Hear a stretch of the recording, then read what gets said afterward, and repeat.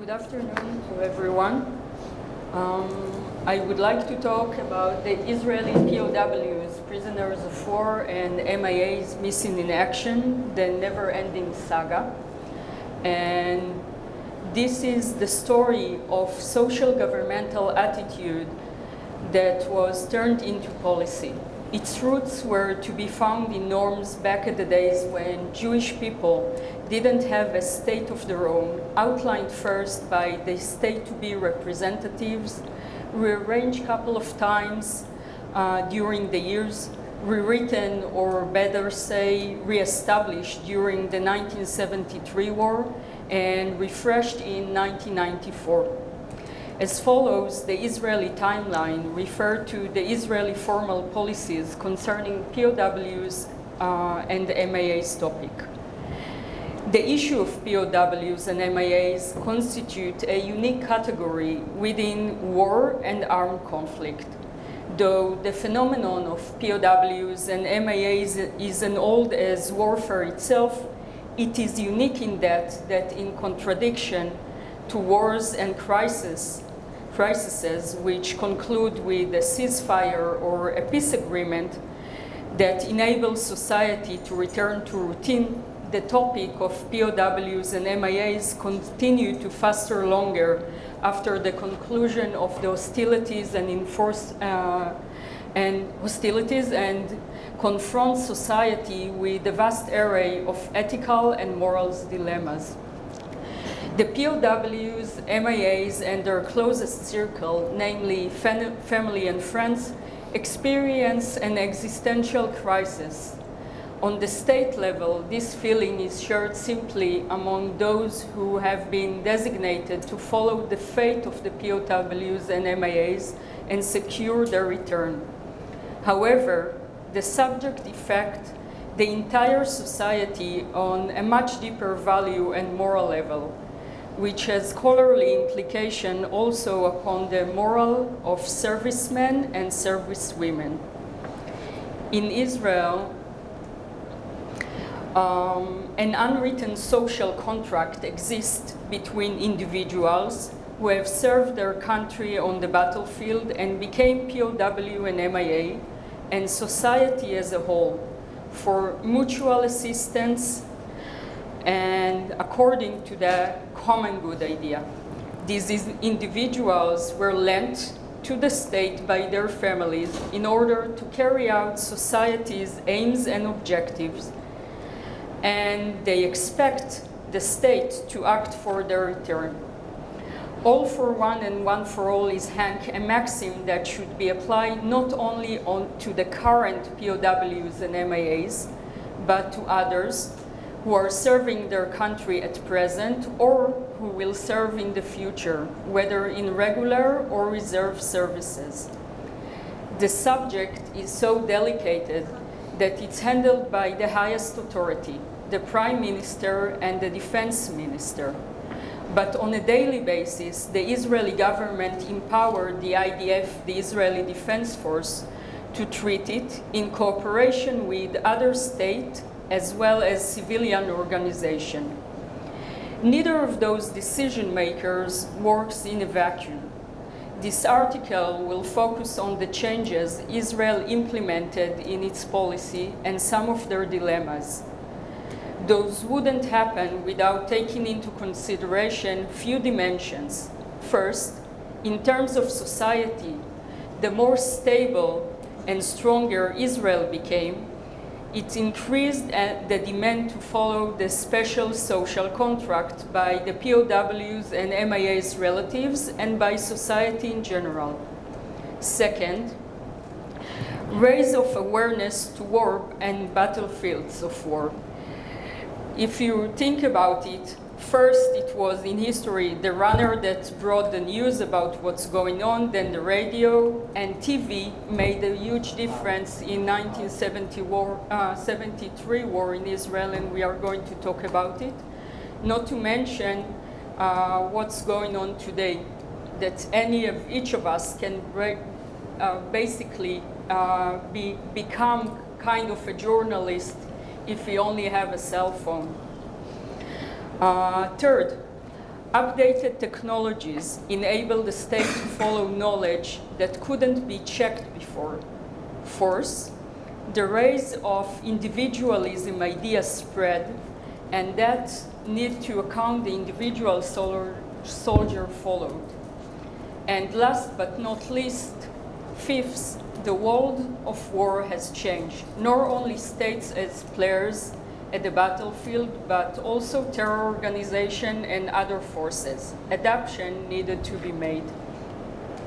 I would like you to see the next photo, the table. These are basically details about Israeli numbers, POWs and MIAs during the years. You can see every and each war and between wars. The first two lines are what the numbers were at the time that the event occurred. The third line is people who are still considered to be missing in action. And as you see, the numbers are declining.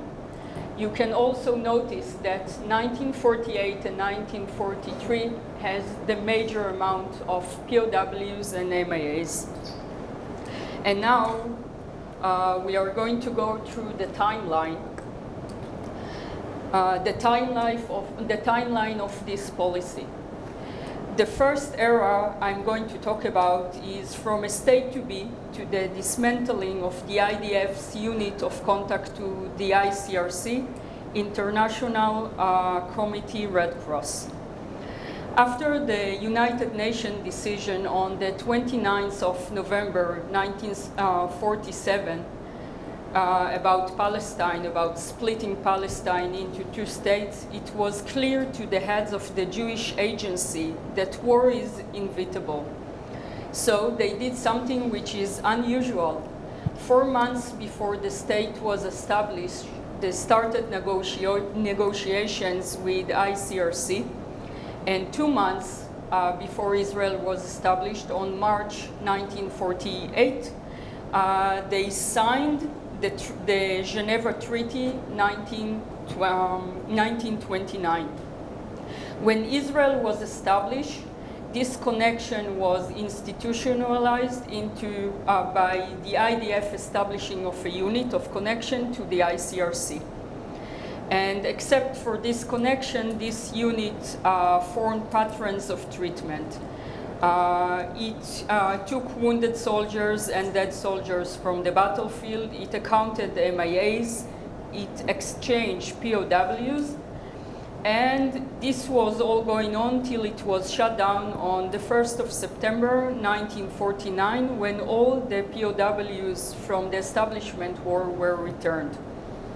The second era is the Truce Committee era, between 1949 to 1967. The lack of the IDF's unit contact to the ICRC made the treatment of the subject more difficult, since different organizations were taking care of its goal. They needed to be coordinated. They all struggled over prestige, and they were asked to settle other topics too. The third era I'm going to talk about is the absent era, between 1967 to 1973. There is no clear factor to turn to. That was the situation at the time. The families of the POWs and the MIAs have no address to apply. There was no transparency, and those families couldn't develop trust towards the system. Now we are coming to our turning point, and the turning point is the fourth era. It's the Yom Kippur War, 1973. Israel was surprised. The number of casualties was high. Many soldiers on reserve haven't fought under their posting unit, and that's why the manpower records were lacking.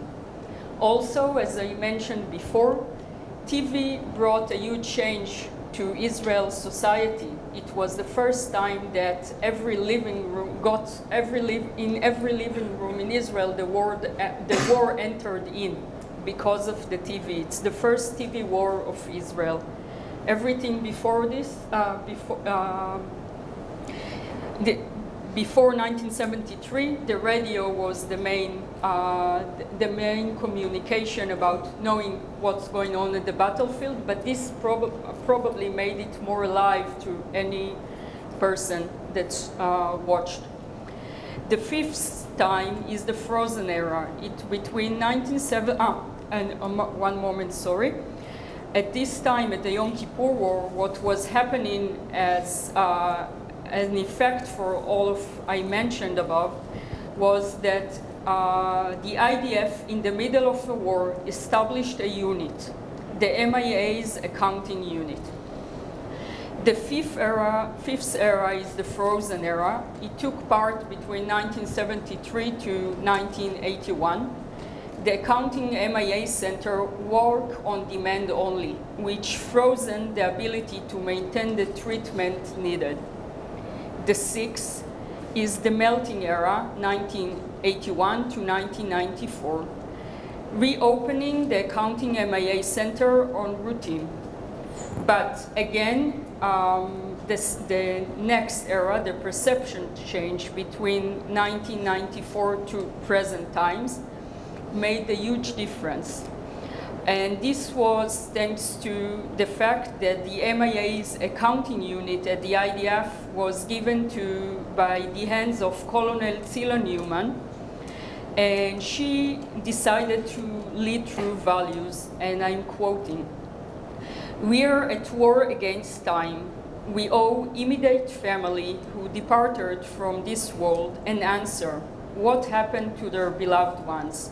And we have less and less witnesses as well," at end of quote. All these files of the MIAs of the IDF have been reopened thanks to her, and are reopened since on a yearly basis. First, in order to seek what have been done during the year. Second, what can be done. Luckily, also new technologies enable the unit to follow patterns of knowledge that couldn't be checked before. And this, of course, couldn't be achieved without a very, very dedicated manpower. So to sum this short review, though delicate subject and not easy emotionally, not to the families, neither to the working teams, the decision to reopen the cases already revealed results.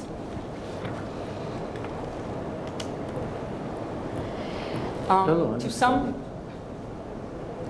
sum this up, though we defined it by 7 eras, the variable of time is unique. Concerning POWs and MIAs, when the fire ended, the battle for their return have just started. Israel invested many efforts and resources to account its soldiers, and the Yom Kippur War was the turning point. Nor only Israel is looking for a complete account of its soldiers from this war onward, but also backward. The line between the MIAs from the Establishment War 1948 to the soldiers of today, whether regulars or reserved, is clear.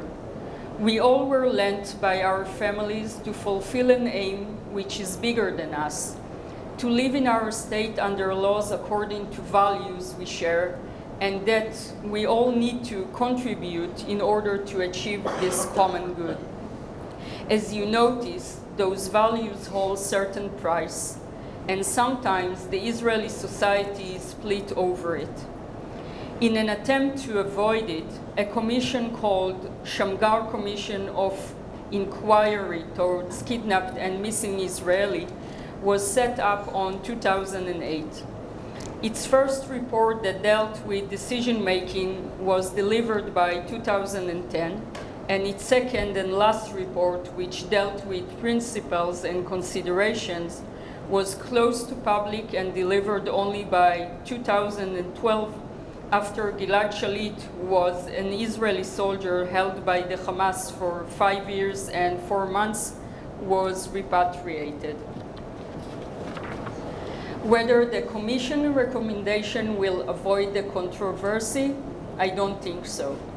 It's part of living in a democratic state which its values expose to all, even to our enemies. It's our strength as it's our weakness at the same time. The Geneva Treaty that I mentioned, at the time that the Geneva Treaty was written, the last one, 1949, the world map considered only states as international players. Those states have or have not signed the treaty. Sometimes, even though they haven't signed it, they followed it. Since the Vietnam War, the number of non-state players has climbed. Israel's last interstate war was 1973. Those terror organizations, which today influence life worldwide, are not obliged to follow the treaty and see the need to follow certain values as a weakness. Attempts to update the treaty to our day's challenges have failed so far. International organizations like the UN or the ICRC can help on those situations up to a certain point, since, as we already mentioned, today's world is by far different from the one we knew. The influence of a non-state player is getting higher. Except for this, and inner policies of each of the above created obstacles instead of clearing them. As this situation becoming the norm, Israel will need to find what to bring itself to a win-win situation with organizations which hold its POWs and MIAs. In the past, the logic behind regularization of war was, war is a time-limited fight that will come to an end by ceasefire and/or peace agreement. It needed to regulate the negative aspects between the belligerent sides in order to lead them to avoid another fighting, as well as regulate the positive aspects between them, meaning treating each other's soldiers humanly. It's a win-win situation for the day after. Terrorists hold different state of mind, and for them, it's hard to tell if war will come to an end. And out-of-the-box thinking is needed. Thank you. Thank you. Well, thank you, Gideon, for your very nice words, but you don't have to believe every word that he said, only part of it. I don't know which part. Anyway, I'm glad that my presentation is right after that of Dr. Adi Frimark. Well, it still has the air of something fresh and new, which is excellent, because I used to work for quite a while on the issue of the Israeli POWs and MIAs. About 3 months ago, 3-4 months ago, my new book on the Israeli prisoner of war policies was published by Lexington Books. And let me take a commercial break. It's available on Amazon.com and delivered within a couple of days, unless, of course, it's a weekend. Anyway, after I completed that project, which took me, I believe, about 5-6 years, it began as a project in comparative politics, because I started out as a comparative project of US and Israeli POW policies, and then my publisher said, I'm not going to publish 800-page book, so you should decide, Israeli or US. So I said Israeli, for one reason that 2 people of my team were imprisoned by the Syrians during the 1973 war, and I feel up to this very day that morally I owe them. And I knew all the time, I have known all the time since 1973, October, that one day if I will go into academia, which eventually I did, I will write a book on the Israeli POW policies. Now, once the book was done, the book spells out the Israeli policies, 1949 to the present, and I will not get into that. I think that Adi did a great job. In any case, I was left, as we are all after a research project is done, I was left with a lot of material. And I found out that most of the material has to do with the ICRC, International Commission of the Red Cross, and I set out to write an article, and this is what I'm presenting now is the result of that particular article. Now, let me, before getting into our subject matter, say a word about definitions. What is a POW? If you read the Geneva Convention, the third, that is, Geneva Convention, they have a very clear definition. Someone in uniforms, etc., during an armed conflict, etc. You will not get into all the details, but the Israeli definition of POWs, that is working definition, is that someone who was captured in the context of the Arab-Israeli conflict. Meaning that if an Israeli drug dealer in a botched deal was kidnapped into some Gulf principality, under that working definition, he is a POW. And of course, this is a major bone of contention between us and the rest of the world, not only the ICRC. Now, when we deal with the ICRC, I took what I believe to be the turning point in the relations between Israel and the international organization, which is the period between 67 to 73. And I will speak this afternoon, I know that I have to be short, on 3 points. One, what is the ICRC mandate? Third Geneva Convention, or the third and the fourth convention? I will explain in a minute. Second, the treatment that the ICRC was getting in Damascus and Cairo, and eventually the ICRC intervention in Israeli interrogation policies, etc. Now, until the war of 1967, Israel had a very clear policy, and I'm not getting into the decency or the justification for that policy. Whenever an Israeli was taken prisoner by the enemy being Jordanian, Egyptian, Syrian, whatever, Israel used to kidnap someone from the other side and use that hostage or hostages as bargaining chips. And eventually, all these cases were resolved until June 1967. Now, the ICRC was marginal. What I mean by marginal? Most of the dealings with the Arab countries were done through the Mixed Armistice Committee, or committees, rather. The War of Independence, 1948-49, was concluded by an armistice, by 3 armistice agreements, with Egypt, Syria, Jordan, and Lebanon, 4 armistice agreements, and all prisoners were exchanged. In 1948 to 1967, the issue of prisoners was dealt with by the Mixed Armistice Committees, and the ICRC was the body responsible for the actual technicalities, the actual exchange of people. And until the war, the ICRC enjoyed a lot of prestige because everything went right.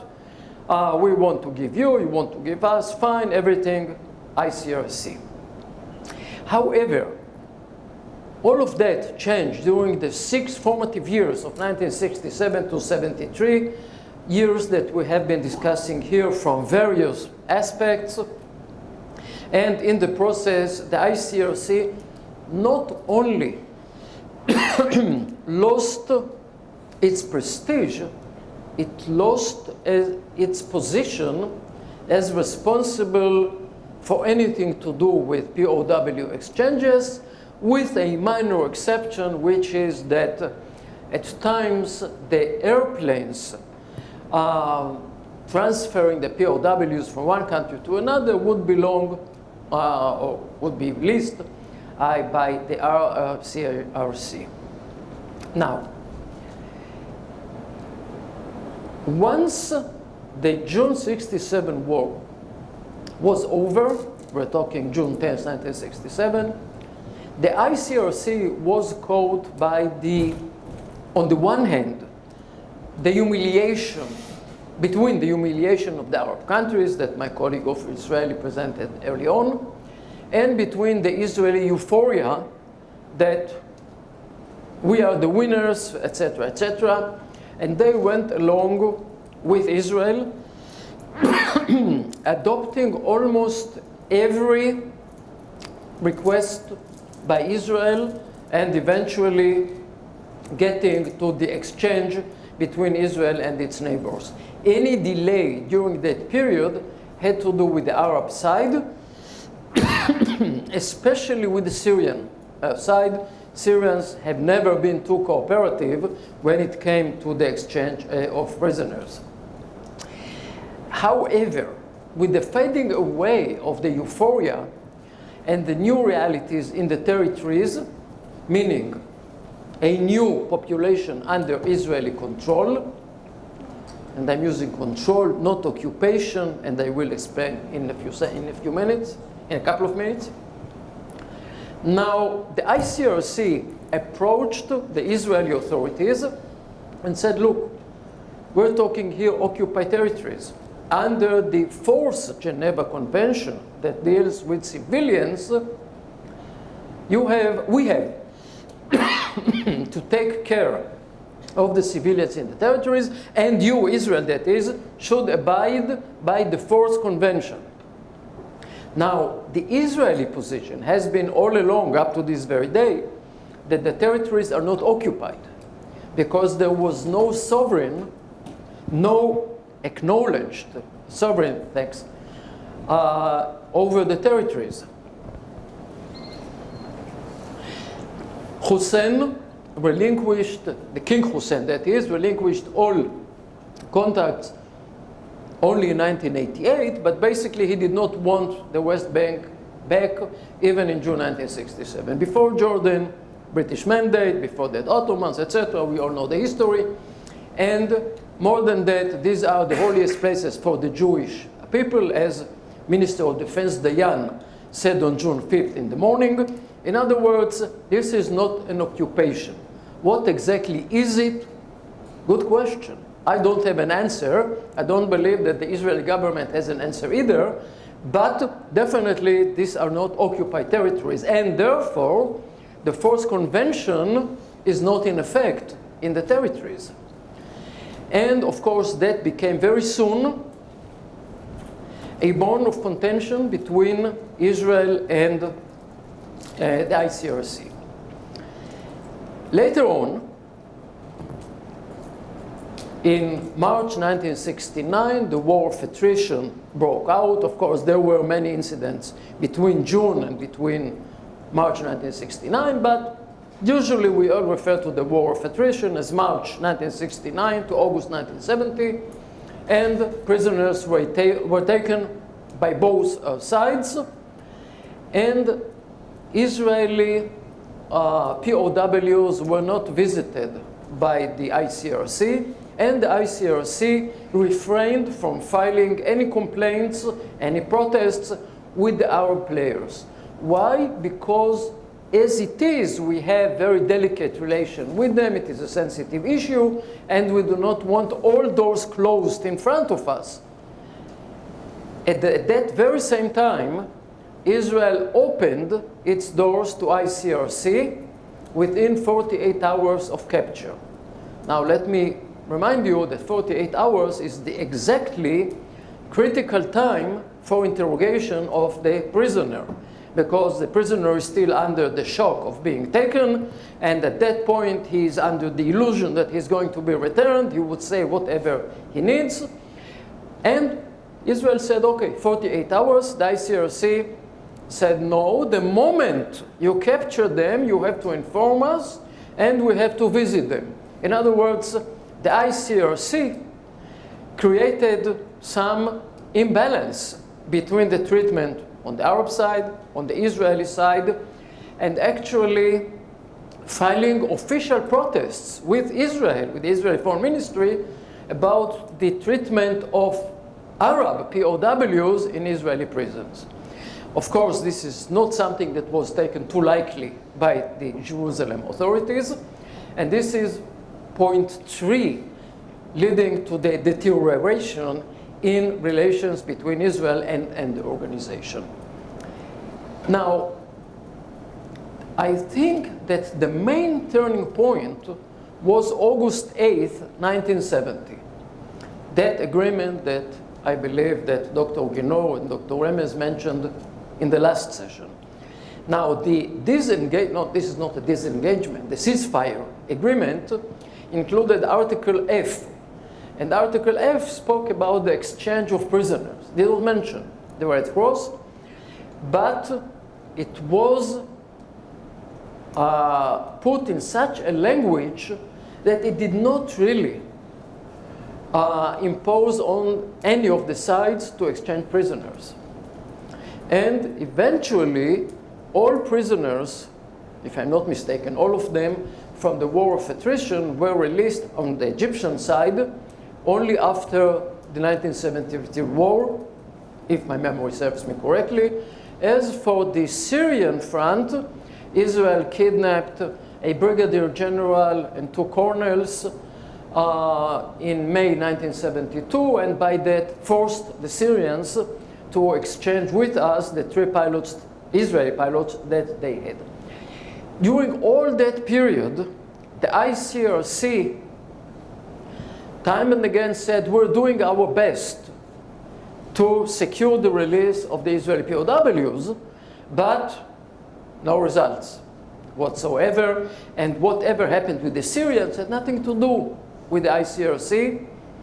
And we all know, and again, it was discussed here early on today, that these were the years in which the Soviets were very much involved in politics in here.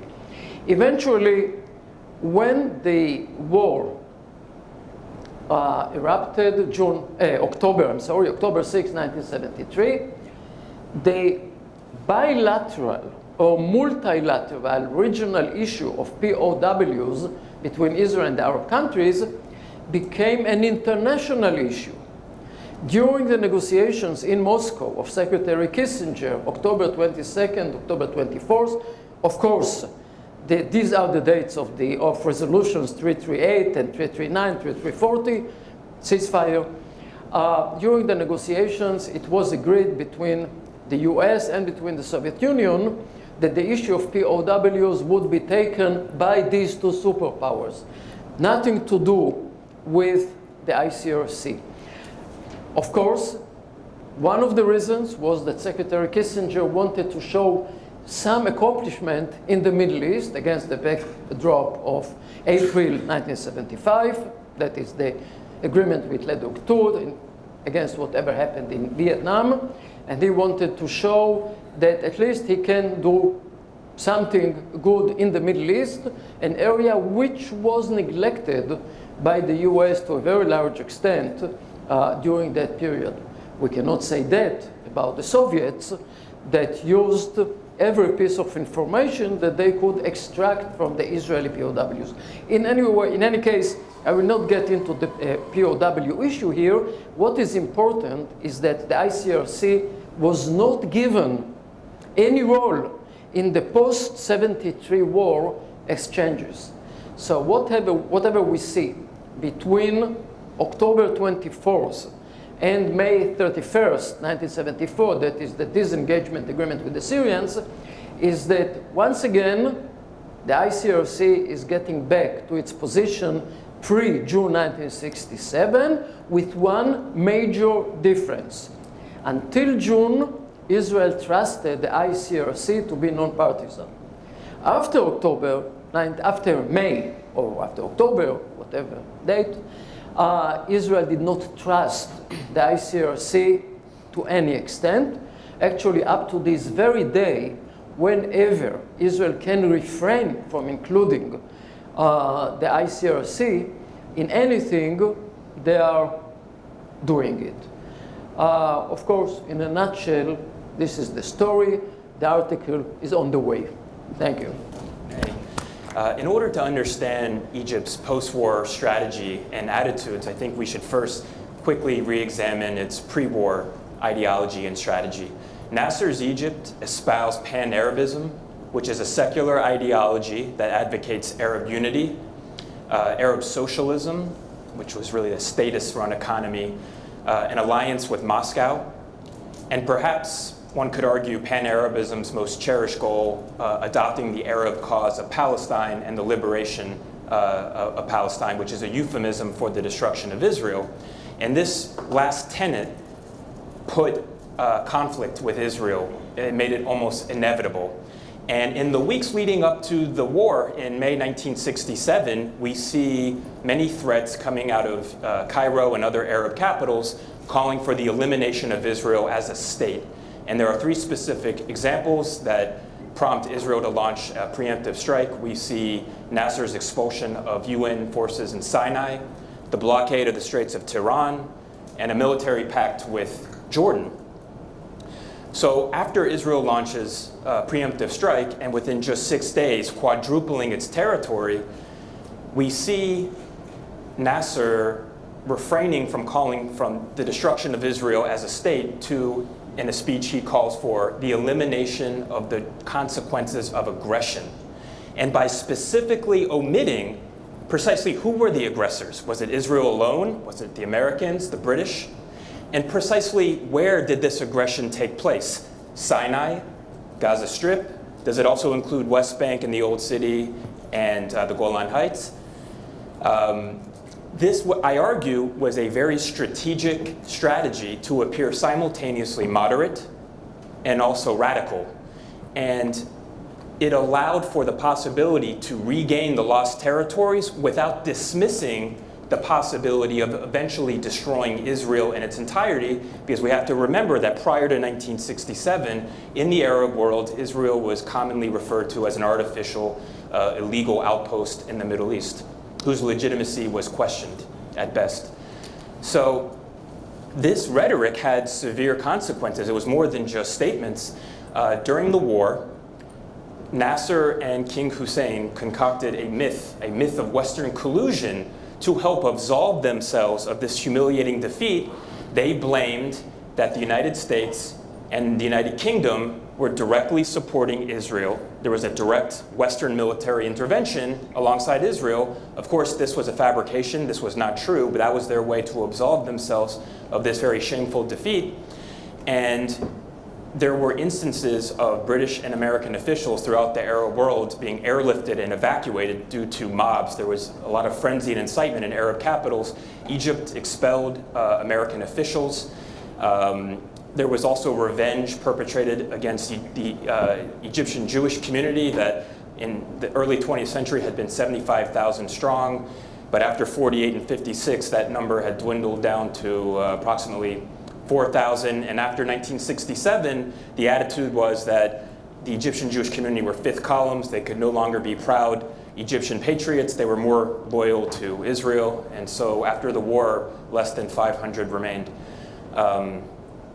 So Nasser sought to entertain diplomacy while he was biding his time and rearming with Soviet military equipment and economic aid.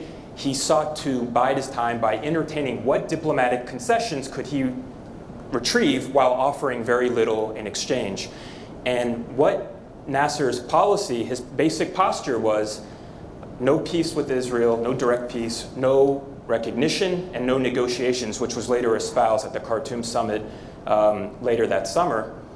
Israel's position after the war, while it differed between should we return the West Bank to King Hussein, should it become a Palestinian entity, should we get back to Sinai, there was different viewpoints in Israel, but there was a general consensus that in the event of any treaty, there should be direct talks with the Arab leaders in exchange for, comprehensive peace treaties and diplomatic relations. The Israelis, which the Americans were sympathetic to, were not interested in going back to previous armistice and ceasefire lines that had been tried in 48, 49, and 56, which did not produce a genuine and lasting peace. So in a sense, the most that Egypt was willing to offer was less than what the Israelis could accept. And there were several drafts, resolutions after the war. At the United Nations, you had various blocs proposing peace proposals. There was a Soviet-American draft, there was an Albanian draft, which possibly could have been a proxy on behalf of the People's Republic of China. It was a very radical draft. And what was very interesting in my research is there was a Latin American draft that called on Israel to relinquish entirely to the June 4th lines without having to explicitly recognize Israel or to sign a formal peace treaty. And the Egyptians rejected this notion. And last January, Mohammed al-Baradei, the former director of the Atomic Energy Agency, said in an interview, he was a young diplomat at the time at the UN, I think he was 26, 27. He was there, he said, this was truly a missed opportunity because we were offered everything back without having to violate our own pan-Arab principles, and we missed this. This was a lost opportunity. We were not specifically required to recognize Israel and to sign treaties. We Arabs were not serious about peace.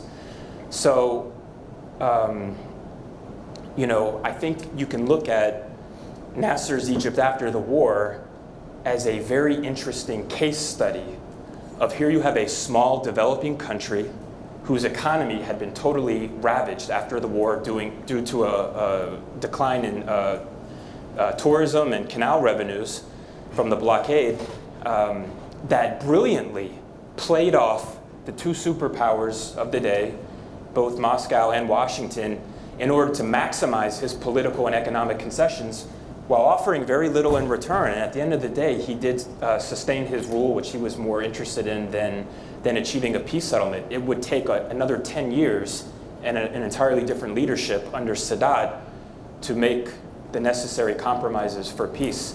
But this was something that Nasser was not prepared to do. And with that, I'll close my remarks and welcome your questions at the end. Thank you. Okay. Well, first off, I just want to thank everybody for coming. I have to apologize for my voice. I live in Northern California, and I've lost it from all the fires that we're having. I was asked to write about the post-war period, but my research to date has primarily focused on the pre-war period. To my surprise, the paper I ended up producing is really a continuation of my examination of pre-war U.S.-Egyptian relations under the Lyndon B. Johnson administration. The reason for that, I believe, is that Nasser did not change very much, or as much as we'd expect, after the war. He tried to manipulate the U.S. after the war, just like he did before. To set up that comparison, I opened up my paper with a quote. It is a message that was allegedly passed by an Arab intermediary who was close to Nasser to an American lawyer that Nasser sometimes communicated through, whose name was James Birdsall. It was passed by Birdsall to the White House on May 26, which was during the 3-week crisis period where Israel and the Arab states squared off and nobody knew whether war would actually break out. It said, "This is the message from Nasser. Now is the time when all Arab people are waiting to see an act of friendship on the part of the USA. His urgent request is that the US undertake no direct military action in the form of landings, shifting of naval fleet, or otherwise. He also wishes to prove that President Johnson is as impartial as between the Arabs and Israel, and that he will not take any sides in the present war of nerves. If President Johnson can grant Nasser's request, he can be assured that Nasser will place his entire services at Johnson's disposal." This quote should not be viewed as evidence that Nasser was looking to avoid war. On the contrary, he was trying to pressure the Johnson administration. In effect, he was saying, if you let me do as I please, I will unlock the Middle East for you, as you have always wanted. This was a well-worn promise, we could call it diplomatic fool's gold, that Nasser had made at least since the Kennedy administration adopted a policy to court Nasser and make him a friend. Therefore, I will briefly explain the nature of U.S.-Egyptian relations under Kennedy, a topic that could alone fill hours and hours of lectures. The architect of Kennedy's policy was a National Security Council advisor by the name of Robert Comer. Comer had the trust of his immediate supervisor, the National Security Advisor, McGeorge Bundy. And in turn, Comer gained the ear of Kennedy himself. In fact, Kennedy became a great student of Comer's handling of the civil war in Yemen that began in '62 and would later become known as Nasser's Vietnam. In sum, U.S. Mideast policy was guided by Comer, with Kennedy's blessing, to make friends with everyone at the same time. The civil war in Yemen was one example. It was really a proxy war between Saudi Arabia and Nasser. Comer's goal was to get Nasser to disengage from the war, and yet still keep him interested in becoming a U.S. ally. A little bit like having cake and eating it too. The cornerstone of Comer's strategy was giving Nasser large sums of aid so that he would concentrate on, quote, making Egypt great again. Those are my quotes. So the question you might be asking at this point is, why was the National Security Council staffer allowed to make so many decisions on U.S. Mideast policy? I'll let Comer explain. He said, quotes, in essence, we were in an unusual sideshow area where the second level or third level guys were really running the show as long as their bosses had confidence in them.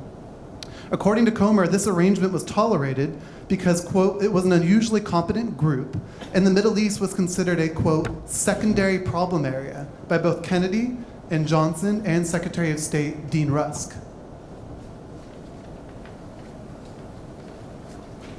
Now, Kennedy was fully on board for a policy of courting Nasser through aid. Johnson, however, was reluctant and had to be convinced in the opening months of his presidency. Johnson largely agreed to the status quo, but once Bundy left the White House in '66, the policy began to fall apart a little. And of course, I'm skipping a lot of history in between. A little over a month after Bundy's departure, Comer transitioned to a new position dealing with the Vietnam War. Comer has been described as a blowtorch. He single-handedly intervened in many situations over the years to keep U.S.-Egyptian relations afloat. To be sure, he had disciples who shared his interests in Nasser, but they were not as capable as Comer. The received wisdom passed down in the historiography of the '67 war is that Johnson gave up on Nasser becoming a friend of the U.S. Well, in truth, Johnson's actions could be described as reluctant compliance with what I call the Comer/Kennedy policy.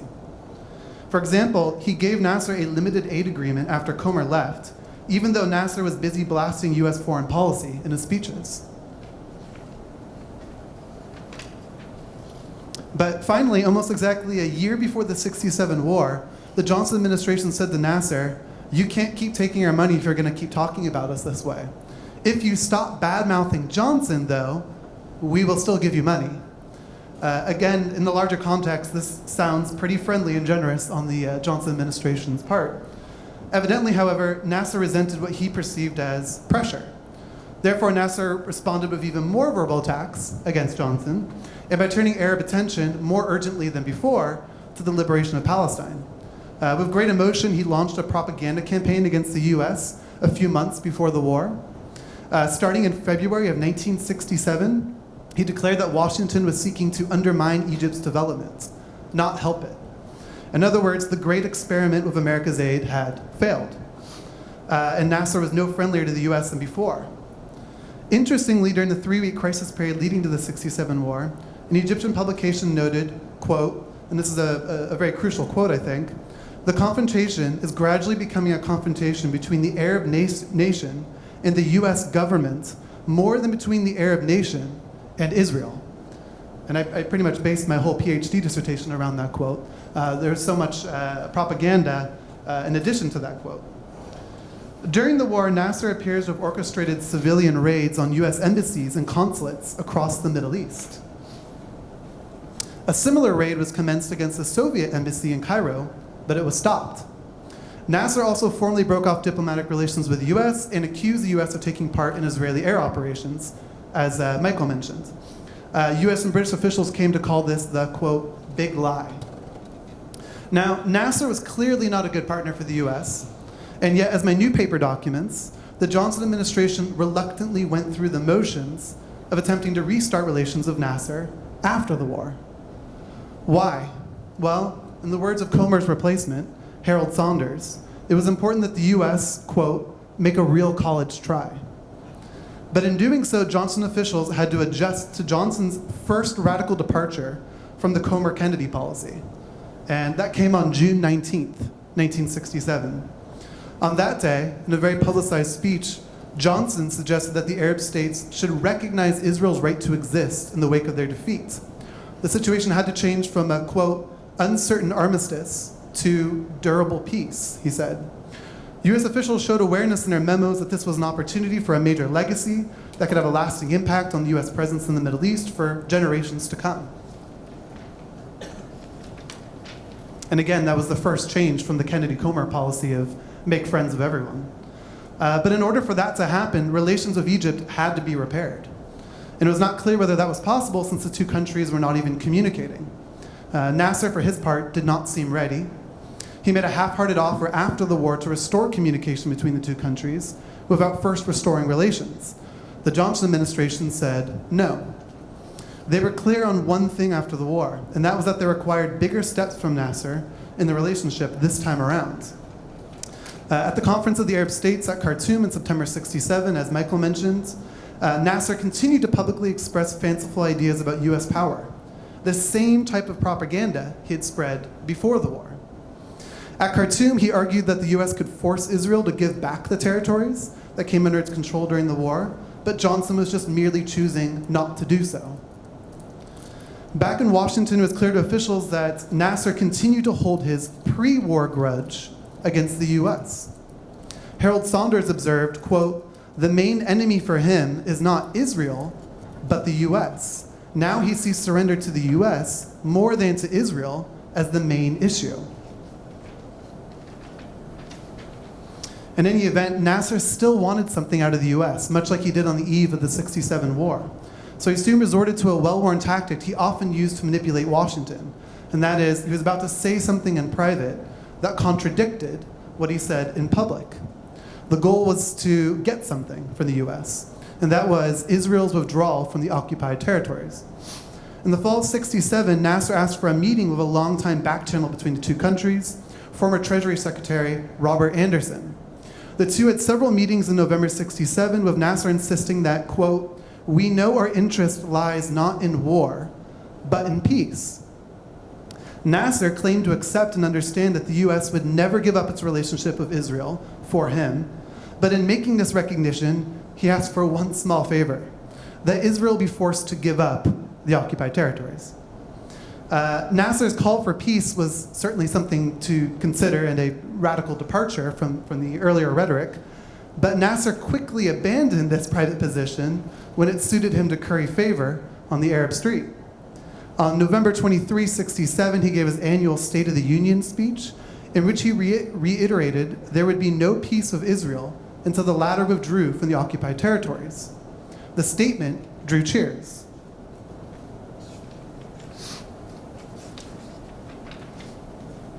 But it was his announcement that Israel would, quote, never be allowed to pass through the Suez Canal that was met with thunderous applause. In a single sentence, Nasser managed to confirm American suspicion that he was not actually interested in peace. Even admirers of Nasser, all the way up to the Soviet ambassador to the UN, Anatoly Fedorenko, agreed that he had, quote, soured the atmosphere. Israeli Prime Minister Levi Eshkol interpreted the speech as a, quote, dagger in the back of the cause of peace. It also confirmed Israel's suspicion of a two-part Arab plan to remove Israel from the occupied territories, then launch another war to eliminate the Jewish state altogether. And yet, US officials had a different interpretation of the speech. They believed Nasser was searching for an upper hand that would allow him to avoid negotiating with Israel on, quote, his back.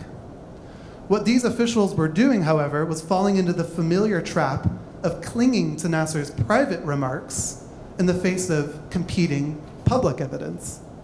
Thus, rather than rebuff Nasser or wait for him to pass from power, the administration once again found itself accommodating him. And Nasser made the opening move, starting with a ruse. At the beginning of December '67, he had a grave warning for the US that he passed through Birdsall. It was the Soviets were demanding his full allegiance. The situation was apparently dire enough for Nasser to offer an exchange of ambassadors with Israel if the latter paid in full for the resettlement of Palestinian refugees. And I have a big exclamation point around that because that's quite the concession for him to make. Johnson's advisors were split on whether to take Nasser's bait. Nevertheless, Johnson ended up sending a message to Nasser in January 68. He asked Nasser to clarify whether he wanted future hostilities with Israel and whether he would denounce the big lie about the US taking part in Israel's operations. So rather significantly, in the span of 6 months since the 67 war, Johnson went from outright anger with Nasser to once again getting convinced by his advisors on the merits of reaching out to Nasser. And sure enough, Nasser was up to his old game of manipulation. For one thing, he denied having sent the urgent message through Birdsall. He said he never sent it, and then later on, Birdsall said, thanks for the message. So clearly there was some communication between Birdsall and Nasser. And so it appears to have all been a test to see if Johnson was still interested in relations. Nasser said to a US official in response to Johnson's message, quote, "If I told you that it was now possible to move into a new period of friendship based on trust, I would not be myself. It is impossible for me to say that as of today, I now have full confidence and trust in the US government. I think we can get there, but it needs time. We must work together to build confidence." That was manipulative on Nasser's part. He's the one who broke his word to the Johnson administration about bad-mouthing Johnson before the war, and he's the one who broke off relations with the US during the war. So he was also the one who needed to take first steps to show good faith to the US. I don't think the US would have broken off relations with Egypt despite the war. And the reason why I think that is that they were too frightened during the pre-war crisis period in May 67 that it was going to lead to the US getting shut out of the Middle East altogether. That was the last thing they wanted. So Nasser was manipulative all along, and he continued to be manipulative after the 67 war. But instead of seeking Nasser's downfall, like the US later did in Chile, they waited patiently for him to come around.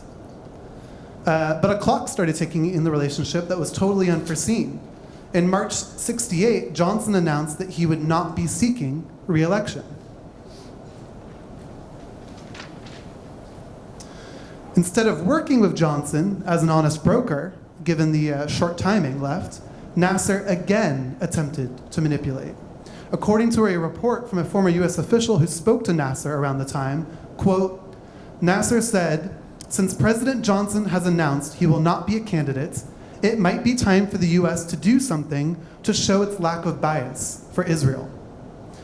This is reminiscent of the earlier request Nasser had made to the US during the 1967 crisis, the same quote that he used to open up the talk. And that was, abandon Israel, and the Middle East would welcome Washington with open arms. And I'm going to stop there for timing. And once again, thank you very much.